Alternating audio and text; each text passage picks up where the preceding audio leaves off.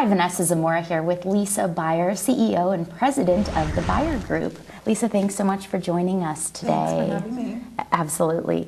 Let's talk a little bit about your background to start out. Okay, well, I have an interactive PR and branding agency, and over the past 5 years, I've just been incorporating social media into it and SEO where it's fit, and it's an exciting time to be in public relations right now, especially if you're embracing social media and SEO and SEM. It's really making a difference. Oh, it is. I mean, and speaking right to the point here, we were talking about Del Jones. He's made quite the impact. Twitter is obviously the topic of the day, but this is significant. Tell us a little bit about how he made a difference and how he's really sort of exposed Twitter and brought it into the mainstream. It's interesting. I was trying to think of what my topic would be for my panel. And when I thought of Del Jones, I was so excited because his story is really cool. He's one of the lead writers for the money section in USA Today. And about a month ago, he came out with a story where he did exclusively his interview reporting on Twitter. So he interviewed Jack Welch and Steve Case, only using Twitter, and which ended up being the cover story.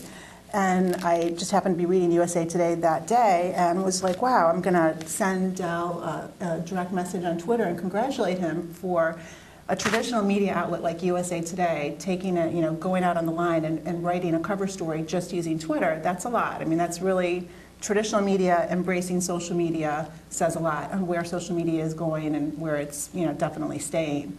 So from that, I mean, in public relations, I mean, developing relationships with the media is what we're all about. So that direct message, he didn't know me, he responded back, and since then we've developed a relationship just through Twitter. And it's just an example of how, in public relations, your media relations can now be through Twitter. Absolutely. So, in terms of a small company, small to medium-sized business trying to break into this, what can be learned from this? How do they approach it? Do you just start randomly following people? What advice do you have? That's a good question. And I think that people right now are just, oh my God, I need to be in Twitter. I need to have a Twitter account. I need to have a Facebook fan page. And you just need to kind of step back and say, okay, what are the business goals and objectives here?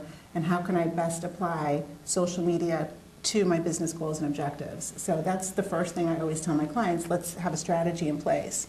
But when the strategy is developed, I mean, some of the important things from a public relations standpoint using Twitter is you want to be aware of your username and make sure that your username matches your brand name and it's not some kind of made-up joke name. You want to make sure that you go and get your company's name for your Twitter username, and that's important. It's just like how URLs used to be back in the day when everybody was trying to get your URL. And making sure that your bio on your Twitter profile or your Facebook profile matches your messaging on your corporate website. So, I mean, these ideas seem simple, but you have to keep in mind that it is, you're transitioning your corporate message into social media and then taking that and developing a strategy once you're on the social media site. Okay, so can you give us an example of like a strategy for said company? Sure. One of my clients is a direct sales company. They are an MLM network. So they have 80,000 members, and they did not have a Twitter account, they didn't have a Facebook fan page, but they had this kind of communication gap where we wanted to give them a way for the members to interact with each other.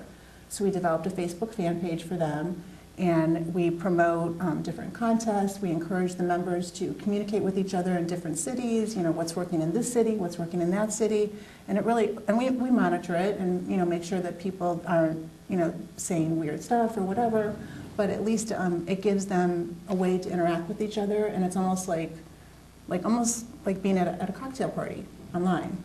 That's in a business sense. What are some common mistakes that people should be aware of?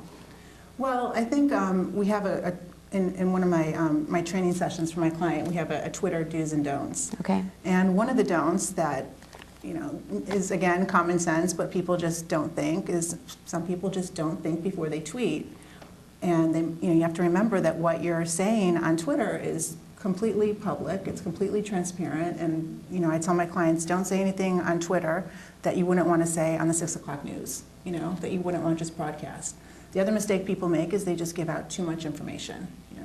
We don't really care that you're going to the bathroom at 3 o'clock in the morning, or that you're at a bar drinking. Might be too much information if it's, if it's something that you're using for business. So, You just have to think before you tweet, basically. Well, thank you so much for your time, Lisa. Thanks, This is Vanessa. Lisa Beyer, CEO and President over at the Beyer Group. Thanks for joining.